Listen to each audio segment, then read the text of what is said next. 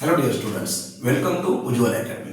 देखो बच्चों, आज हम लोग एक बहुत इंपॉर्टेंट पॉइंट जो सेक्शन डी से बहुत इंपॉर्टेंट पॉइंट है, वो मतलब external structure of the human heart. Basically आज हम लोग एक्सटर्नल स्ट्रक्चर के बारे में बात करेंगे, ठीक है। तो यहाँ पे मैंने एक डायग्राम बनाई है एक्सटर्नल स्ट्रक्चर ऑफ हार्ट की, ठीक है। सो देखिए, एक्सटर्नली ह्यूमन हार्ट जो है वो 4 चेंबर का होता है। It consist of 2 atrium and 2 ventricles. जैसे कि आपको यहाँ आप देख पा रहे होंगे, यहाँ पर हमारे पास 2 एट्रियम है, right atrium, left atrium, right ventricle, left ventricle, ठीक है। So externally the human heart is 4 chamber. It consist of 2 atrium and 2 ventricle. Atriums are the thick walled superior and blood receiving chamber. ये जो atriums है बच्चों, इनका काम है ये ब्लड को रिसीव करते हैं।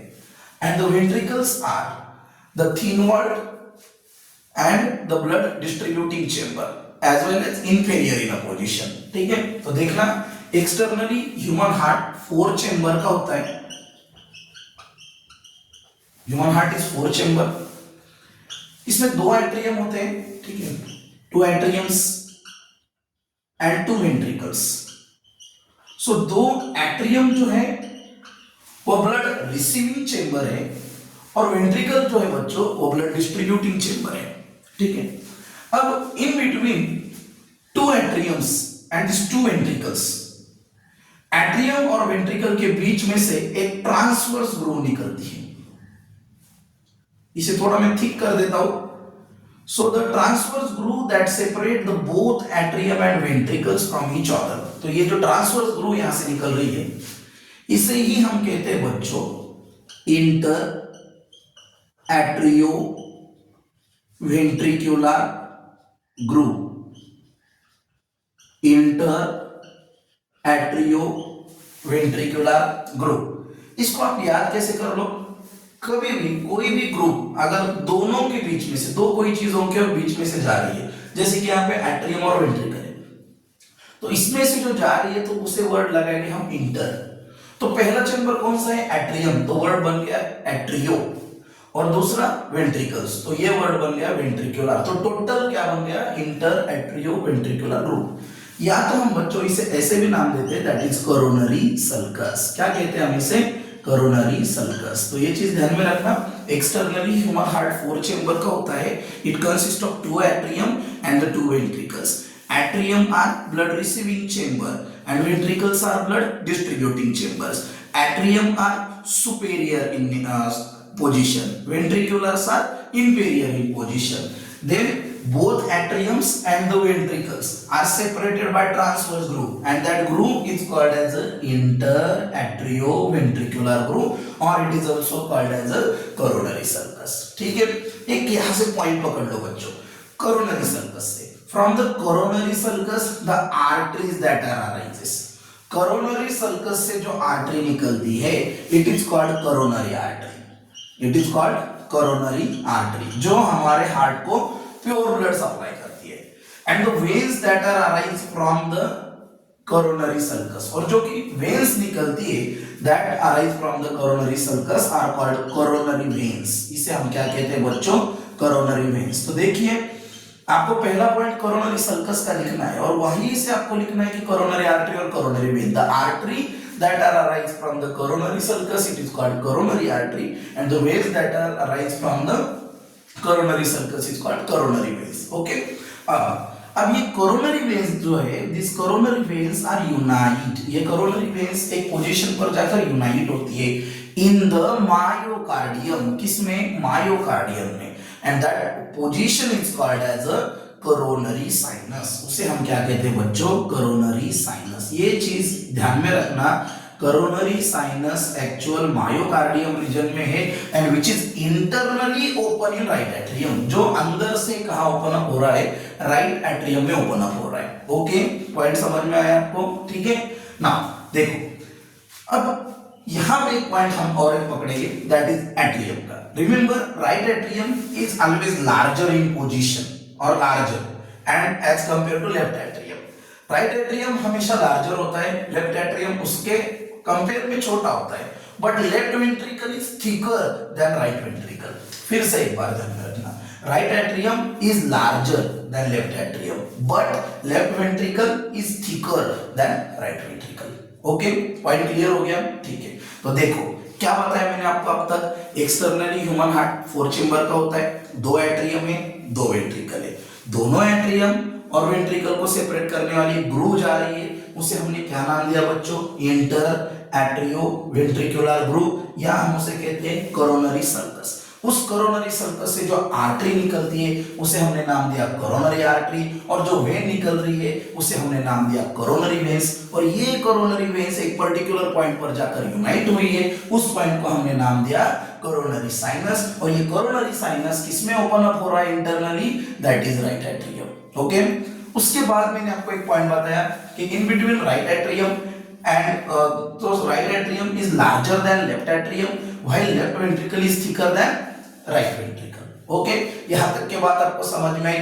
Okay, now remember in between right atrium and left atrium there is a vertical groove. ठीक है, राइट एट्रियम और लेफ्ट एट्रियम के बीच में भी एक वर्टिकल ग्रूव हमें दिखाई दे रही है। अब इसे हम कैसे नाम देंगे? दोनों के बीच में तो नाम बनाएंगे इंटर, और दोनों ही एट्रियम है तो इसे नाम देंगे इंटर एट्रियो वेंट्रिकुलर ग्रूव। ठीक है, इंटर एट्रियो वेंट्रिकुलर ग्रूव। ठीक है, और यही एक छोटा सा डिप्रेशन हमें नजर आता है बच्चों। ठीक है, यहीं पे एक छोटा सा डिप्रेशन आपको नजर आता है जो इस व्हाइट कलर से आपको यहाँ पे दिखेगा। ठीक है, इसे हम नाम देते हैं बच्चों the depression, oval depression which is present at inter atrial groove और inter atrial septum. It is called as fossa ovalis. उसे हम कहते हैं fossa ovalis that represent the remnant of foramen of ovale. जो किसका रिप्रेजेंटेशन दिखा रहा है बच्चों? That is remnant of foramen of ovale. Foramen मतलब ओपनिंग, ओवेली मतलब ओवल शेप की ओपनिंग। ठीक है, मतलब हमारे हार्ट में राइट एट्रियम और लेफ्ट एट्रियम के बीच में एक छोटा सा होल होता है, उसे ही हम क्या कहते हैं? Fossa ovalis. लेकिन जैसे जैसे हमारी एज बढ़ती है, जैसे जैसे हमारी डेवलपमेंट्स होती है, वैसे वैसे वो होल क्लोज हो जाता है। ठीक है, तो इस तरह से ये बात को याद में रखना। तो फोसा ओवेलिस ये हम एडल्ट में वर्ड यूज करेंगे, और फोरामेन ऑफ ओवेली ये हम फीटस में वर्ड यूज करेंगे। ठीक है ना, similarly the vertical groove that separate both ventricles. अब दोनों वेंट्रिकल को सेपरेट करने वाली ये जो ग्रूव है इसे अब हम नाम देंगे। अब ये दोनों के बीच में से जा रही है, दोनों वेंट्रिकल के बीच में से जा रही है, तो क्या नाम बनाओगे बच्चों? इंटर, क्योंकि दोनों के बीच में से जा रही है तो और एक वर्ड जुड़ेगा, दोनों वेंट्रिकल है तो वेंट्रिकुलर, और क्या बोल सकते हो? एक तो ग्रूव बोलो या तो सेप्टम बोलो। ठीक है, इंटर वेंट्रिकुलर ग्रूव या इंटर वेंट्रिकुलर सेप्टम। ठीक है, यहां तक के बात समझ में आई? ओके ना, अब सबसे इंपॉर्टेंट चीज फ्रॉम द राइट वेंट्रिकल, ये जो राइट वेंट्रिकल है, ठीक है, from the right ventricle the pulmonary trunk is arise. ये राइट वेंट्रिकल से यहां से एक ट्रंक निकल रहा है बच्चों, दैट इज पल्मोनरी ट्रंक। ठीक है, और ये जो पल्मोनरी ट्रंक है ये क्या कर रहा है? यहां से जो डीऑक्सीजनेटेड ब्लड होगा राइट वेंट्रिकल में उसे लंग्स के तरफ लेकर जा रहा है, लेकिन ये पल्मोनरी ट्रंक ये ब्लड देगा किसे? पल्मोनरी आर्टरी को। ठीक है, क्योंकि आपको पता है हमारे बॉडी में जितनी आर्टरीज होती है वो ऑक्सीजनेटेड ब्लड कैरी करती है, लेकिन सिर्फ पल्मोनरी आर्टरी ही होती है जो डीऑक्सीजनेटेड ब्लड कैरी कर रही है। तो ये ब्लड क्या करेगी? लंग्स को देगी, लंग्स ब्लड को प्यूरिफाई करेगा, ऑक्सीजनेट करेगा, और फिर वो ब्लड किसे दिया जाएगा? पल्मोनरी वेन्स को दिया जाएगा, और पल्मोनरी वेन वो ब्लड देगी लेफ्ट एट्रियम को, और लेफ्ट एट्रियम से ब्लड आएगा बच्चों लेफ्ट वेंट्रिकल में। ठीक है, और लेफ्ट वेंट्रिकल से क्या निकल रहा है? Systemic aorta. यही बात मैं आपको बता रहा हूं कि राइट वेंट्रिकल से क्या निकल रहा है? पल्मोनरी ट्रंक, और लेफ्ट वेंट्रिकल से क्या निकल रहा है? Systemic aorta. तो आप एक चीज यहां पे देखो, तो यहां से अगर पल्मोनरी ट्रंक निकलेगा, ठीक है, कुछ इस तरह से, ठीक है, सो यहां से पल्मोनरी ट्रंक निकलेगा, तो यहां से इस तरह से सिस्टेमिक एओर्टा निकल रहा है, तो दोनों एक दूसरे को कहीं ना कहीं तो मिलेंगे। ठीक है, so the point at which this pulmonary trunk and systemic aorta unite together, that point is called as, ठीक है, उसे हम एक नाम देंगे बच्चों, ligamentum arteriosum। उसे हम क्या नाम देते हैं? ligamentum arteriosum, or it is also called as ductus arteriosus, या हम उसे क्या नाम देते हैं, डक्टस आर्टरियोसस।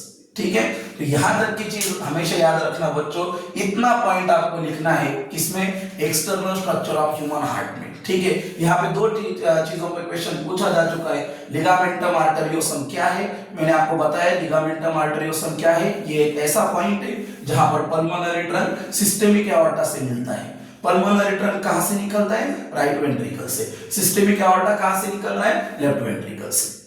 ठीक है, बात समझ में आपको। राइट एट्रियम हमेशा लार्जर है, लेफ्ट एट्रियम स्मॉलर है, लेफ्ट वेंट्रिकल थिकर है, राइट वेंट्रिकल थिनर है उसके कंपैरिजन में। ठीक है, left ventricle main pumping chamber है, ब्लड को पंप करने का काम कौन करता है बच्चों, लेफ्ट वेंट्रिकल करता है। ठीक है, यहां तक की बात आपको समझ में। ठीक है, and now remember the valves. ठीक है, यहाँ पे वाल्व्स का भी पॉइंट आपको बताता हूँ। ठीक है, सो सुपेरियर वेना केवा जो है, ठीक है, सुपेरियर वेना केवा ये सबसे लार्जेस्ट वेन है। ठीक है, जो हमारे डॉर्सल साइड से राइट एट्रियम में आ रही है, जो अपर रीजन का ब्लड कलेक्ट कर रही है, विच इज डीऑक्सीजनेटेड। ये भी बात हमेशा याद में रखना, हमारे हार्ट के राइट पार्ट पर, ठीक है, मतलब राइट पोर्शन पे, राइट चेंबर में हमेशा डीऑक्सीजनेटेड ब्लड ही आता है, और लेफ्ट पार्ट पर हमेशा ऑक्सीजनेटेड ब्लड ही आता है। मतलब राइट एट्रियम, राइट वेंट्रिकल में डीऑक्सीजनेटेड ब्लड है, और लेफ्ट एट्रियम, लेफ्ट वेंट्रिकल में ऑक्सीजनेटेड ब्लड है। और पहला ब्लड राइट एट्रियम में आता है। ठीक है, और राइट एट्रियम से ब्लड राइट वेंट्रिकल में आता है। तो आप कहोगे कि सर अगर राइट एट्रियम से ब्लड राइट वेंट्रिकल में आ रहा है तो उसमें कुछ तो ओपनिंग तो होगी। हाँ है ओपनिंग उसमें, उसका नाम है बच्चों इंटर एट्रियो वेंट्रिकुलर अपर्चर। क्या कहते हैं हम उसे, इंटर एट्रियो वेंट्रिकुलर अपर्चर, मतलब एट्रियम वेंट्रिकल के बीच में ओपनिंग है, उसे हम क्या कह रहे हैं, इंटर एट्रियो वेंट्रिकुलर अपर्चर। और यहाँ पे ठीक है एक वाल्व होता है बच्चों, जो मैंने पहले लेक्चर में, पहले वीडियो में भी बताया है कि राइट एट्रियम और राइट वेंट्रिकल के बीच में कौन सा वाल्व है, दैट इज ट्राइकस्पीड। कौन सा वाल्व है, tricuspid. Superior vena cava does not have a valves, inferior vena cava have a valve. ठीक है, इस पर वाल्व होता है। इंफीरियर वेना केवा में थेबेशियन वाल्व होता है। ठीक है, कौन सा, थेबेशियन वाल्व होता है। कोरोनरी साइनस डायरेक्टली कहां से ओपन अप हो रहा था, राइट एट्रियम में, तो यहां भी वाल्व होना चाहिए क्योंकि इंटरनली ओपन अप हो रहा है। तो कोरोनरी साइनस को भी वाल्व होता है, दैट इज थेबेशियन वाल्व। कौन सा वाल्व है बच्चों, थेबेशियन वाल्व। फिर से देखना, सुपेरियर वेना केवा को कोई वाल्व नहीं है, इंफीरियर वेना केवा के पास यूस्टैचियन वाल्व है, कोरोनरी साइनस के पास थेबेशियन वाल्व है, राइट एट्रियम, राइट वेंट्रिकल में दैट इज ट्राइकस्पीड वाल्व है। Same left atrium, left ventricle में बाइकस्पीड, जिसे हम मिट्रल वाल्व भी कहते हैं। ठीक है, और ये जो जगह है दैट इज पल्मोनरी ट्रंक और systemic aorta, it is guarded by the semilunar valve. ठीक है, मैंने पोजीशन आपको वाल्व की बता दी, मैंने आपको कौन से लोकेशंस पे क्या वाल्व्स है वो बताए, हर चीज का मैंने आपको फंक्शन बताया। ठीक है, आप इसे एक बार लर्न कर लेना। ठीक है, ये क्वेश्चन आपको आराम से डी सेक्शन में पूछा जाएगा। ठीक है, and you right the best answer. Okay, thank you.